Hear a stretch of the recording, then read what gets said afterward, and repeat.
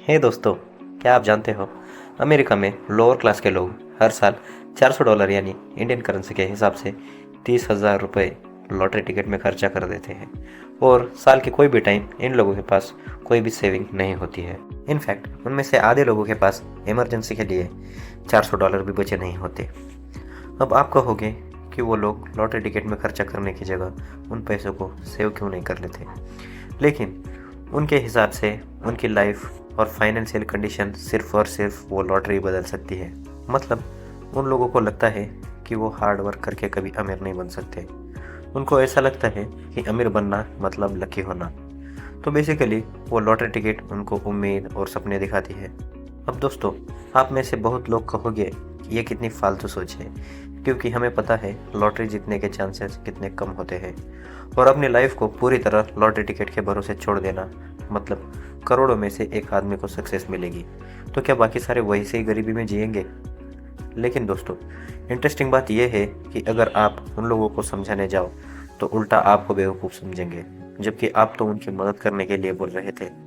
तो दोस्तों, इस बुक से हमें कुछ ऐसे इंपॉर्टेंट लेसन सीखने मिलते हैं। वो ये कि हम इंसान लॉजिकली नहीं, हम साइकोलॉजिकली है। क्योंकि दोस्तों, सबको यही लगता है कि आज की तारीख में वो एकदम परफेक्ट फैसला ले रहे हैं अपनी लाइफ के लिए, लेकिन फिर भी जब कुछ साल गुजर जाते हैं और जब लोग पीछे पलट कर देखते हैं तो वो यही सोचते हैं काश उन्होंने कुछ ऐसा कर लिया होता तो उनकी लाइफ कुछ और होती। और दोस्तों, जब बात फाइनेंशियल डिसीजन की आती है तो चाहे वो अमेरिका के लोअर क्लास के इनकम वाले लोग हो या इंडिया के मिडिल क्लास के हो या दुनिया का कोई भी अमीर इंसान हो, हम ज़्यादातर फैसले इमोशंस यानी जज्बात के बेसिस पर लेते हैं, जैसे डर या लालच, और फिर उसको लॉजिक से जस्टिफाई करते हैं कि हमारा फैसला लॉजिकली बिल्कुल सही है। तो इसकी वजह से होता ही ये है कि कुछ चीज़ें हमें कुछ सालों बाद सीखने मिलती है जो हमें पहले ही सीख लेनी चाहिए थी। तो दोस्तों, आगे बढ़ने से पहले अगर आप इस चैनल पर नए हो तो आप इस चैनल को सब्सक्राइब कर सकते हो और बेल आइकन को प्रेस कर देना ताकि आप ऐसे इंपॉर्टेंट वीडियोस मिस ना कर दो। तो चलिए शुरू करते हैं। Lesson number 1, true wealth is what you don't see. दोस्तों, एक तरफ होती है लग्जरी कार्स, बढ़िया सा घर, इंस्टा पर वेकेशन की फ़ोटोज़। दोस्तों, ये सब चीज़ें हमें क्लियरली दिख रही हैं। और दूसरी तरफ है घर और कार का लोन का EMI, उस आदमी के ऑफिस का स्ट्रेस और उसकी स्ट्रेस की वजह से उसके घर के रोज़ के फाइट्स। ये चीज़ें हमें क्लियरली दिख नहीं रही। तो जो हमें दिखता है वो अक्सर पूरा पिक्चर नहीं होता है, लेकिन जाने अनजाने में ये चीज़ें हमें गलत तरीके से सोचने पर मजबूर करती है कि जब हम किसी अमीर आदमी को देखते हैं और उसके पास कोई लग्जरी कार हो या कोई वेकेशन पर गया हो तो हम भी यही सोचते हैं काश मेरे पास भी ऐसी कार होती, काश मैं भी ऐसी जगह घूम पाता, ये कितनी मस्त लाइफ है। अब हम ये नहीं सोचते कि उन लोगों की लाइफ एक्चुअली में मस्त है या नहीं। हम उन लोगों की लाइफ से सिर्फ फ्लैशी और ऐसी ब्राइट चीज़ें ढूंढ के पिक करते हैं। और दोस्तों, हमें एक बात याद रखनी चाहिए कि जिस वजह से उस आदमी ने कार ली थी कि लोग उसकी इज्जत करेंगे, लेकिन एक्चुअली में लोग उसकी इज्जत नहीं करते, बल्कि वो लोग उसके कार की इज्जत कर रहे हैं। दोस्तों, क्योंकि जब भी हमारे सामने से कोई कार गुजर रही होती है तो हम हमेशा ये कहते हैं कि वाह क्या कार है, कभी ऐसा नहीं कहते वाह क्या आदमी है। और इसी वजह से लोगों के दिमाग में एक परसेप्शन बैठ गया है कि अमीर मतलब आपके पास दिखाने के लिए कुछ होना चाहिए। लेकिन दोस्तों, रियलिटी में एक्चुअल वेल्थ वो होती है जिससे हम आज़ादी की ज़िंदगी जी सकें, क्योंकि सबसे बड़ी और सबसे इम्पोर्टेंट चीज़ जिसे हम पैसे से खरीद सकते हैं हमारा खुद का टाइम। तो अगर आपके पास दुनिया की सारी दौलत है लेकिन उसको एंजॉय करने का टाइम ही नहीं, क्योंकि आप पूरा टाइम ऑफिस में बिजी रहते हो और आप उस काम को पसंद भी नहीं करते, तो आपके इतने अमीर होने का फ़ायदा क्या?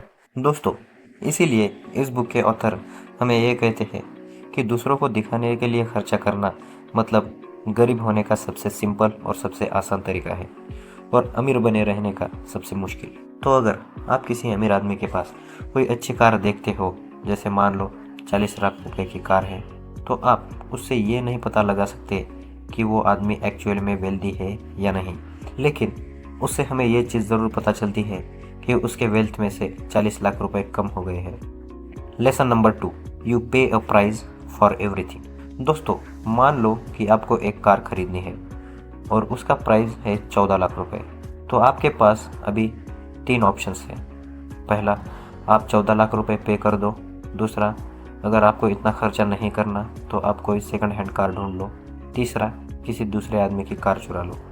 अब दोस्तों 99% लोग कार चुराने वाले ऑप्शन को नहीं चुनेंगे, क्योंकि उन्हें पता है फ़िलहाल तो कार मिल जाएगी, लेकिन उसके बदले आगे जाकर फ्यूचर में जो प्रॉब्लम होगी वो ज़्यादा हो सकती है। तो इसके बेनिफिट जो हमें क्लियरली दिख रहे हैं वो इसके नुकसान से काफ़ी छोटे हैं, जो फ़िलहाल नहीं दिख रहे।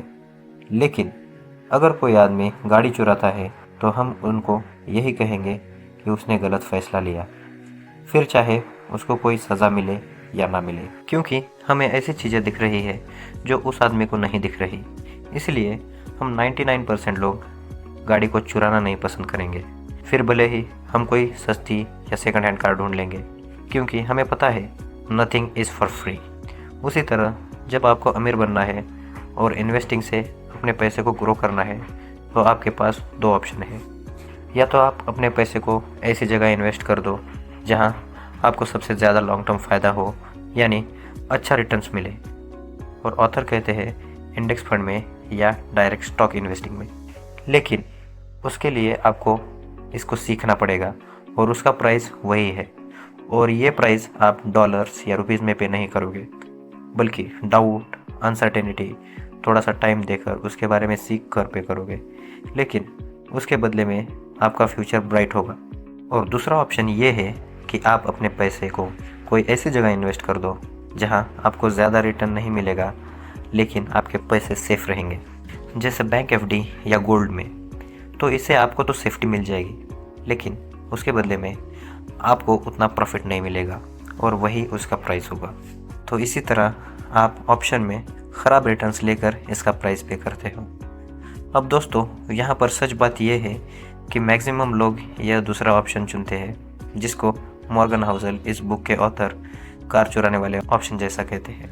और उसका सिंपल रीज़न ये है कि बहुत से लोग अपने घर के लिए, अपने घर के डेकोरेशन के लिए, वैकेशन पर जाने के लिए, खाना खाने के लिए बहुत सारा खर्चा कर देते हैं, लेकिन अपने आप पर इन्वेस्ट करने के लिए इतना खर्चा नहीं करते, क्योंकि अपने आप पर इन्वेस्ट करने का प्राइस उन्हें क्लियरली दिख नहीं रहा, और उन लोगों के लिए वह दिखाने वाली चीज़ ज़्यादा इम्पोर्टेंट है, जैसे कि घर, गाड़ी या फिर फिक्स डिपॉजिट का फिक्स इनकम। और आपके रोज़ के बोरिंग इन्वेस्टमेंट में जैसे स्टॉक मार्केट या इंडेक्स फंड, इनसे आपको अपना फ्यूचर इतना क्लियरली दिख नहीं रहा, इसीलिए लोग ये ऑप्शन चुनते नहीं हैं। उसी तरह जिस तरह कार चुराने वाले को उस कार के चुराने की असली कीमत नहीं दिख रही है।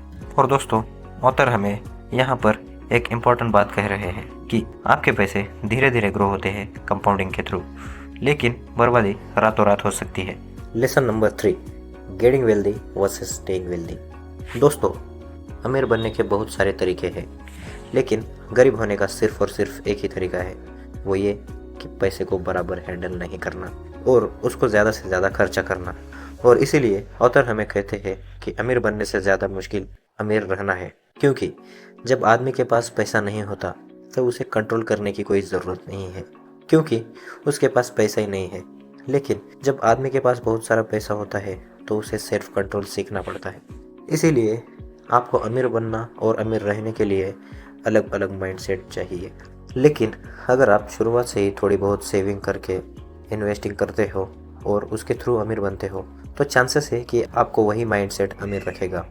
और इसीलिए आज दुनिया के 90% से भी ज़्यादा अमीर लोग सेल्फ मेड हैं, और दुनिया के 70% से भी ज़्यादा लॉटरी विनर 10 साल के अंदर वापस गरीब हो जाते हैं। तो इसीलिए आपको हमेशा एक सर्वाइवल माइंडसेट रखना चाहिए। इसके लिए आपको 3 चीज़ों की ज़रूरत होती है। सबसे पहला, aim to be financial unbreakable, मतलब आप अपने आप को मेंटली और फाइनेंशियली इतना स्ट्रांग बना दो कि मार्केट साइकिल से आपको कुछ फ़र्क ही ना पड़े। जब आप रियल इस्टेट या गोल्ड में इन्वेस्ट करते हैं तो आपको पता है इसमें मार्केट साइकिल्स होते हैं और इसका भी प्राइस फ्लक्चुएट होता है, और जब प्राइस गिरता है तो हम उसे बेचते नहीं हैं, हम और ज़्यादा खरीदते हैं। उसी तरह हमें यह लॉजिक यूज़ करना चाहिए स्टॉक मार्केट और म्यूचुअल फंड में कि आपको मार्केट साइकिल से डरना नहीं है, आपको उसे अपने बेनिफिट के लिए यूज़ करना है।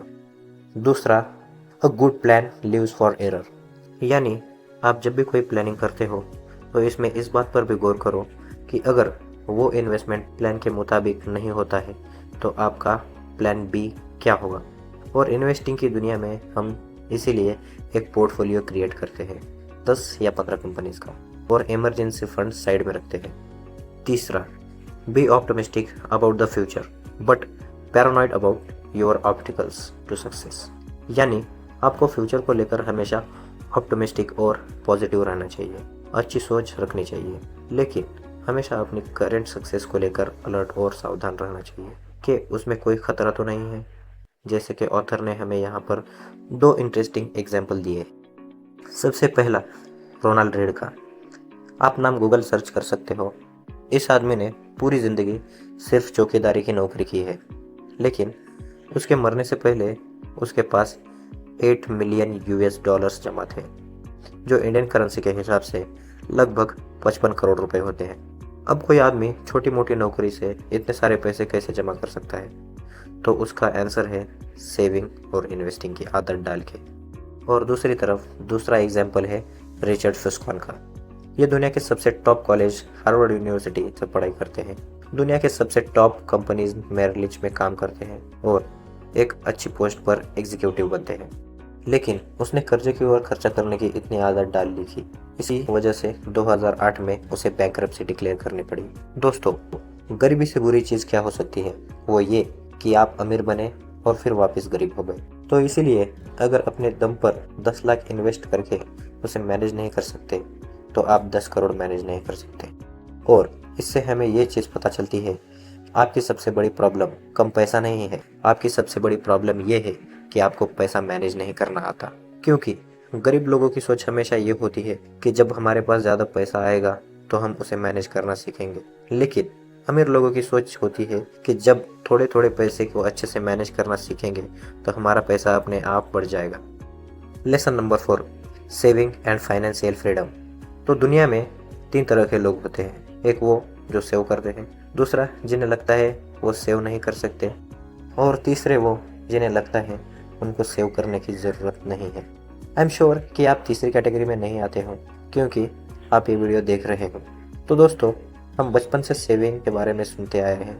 आपके पेरेंट्स ने भी कभी आपसे कहा होगा कि पैसे सेव करा करो, लेकिन ये सेविंग इतनी इम्पोर्टेंट क्यों है?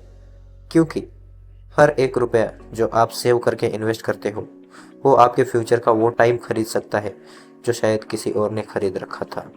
तो इसलिए ऑथर के हिसाब से अगर आपकी सैलरी कम भी है तो भी आप अमीर बन सकते हो, लेकिन अगर आप सेविंग नहीं करते हो तो आप कभी अमीर बनोगे ही नहीं।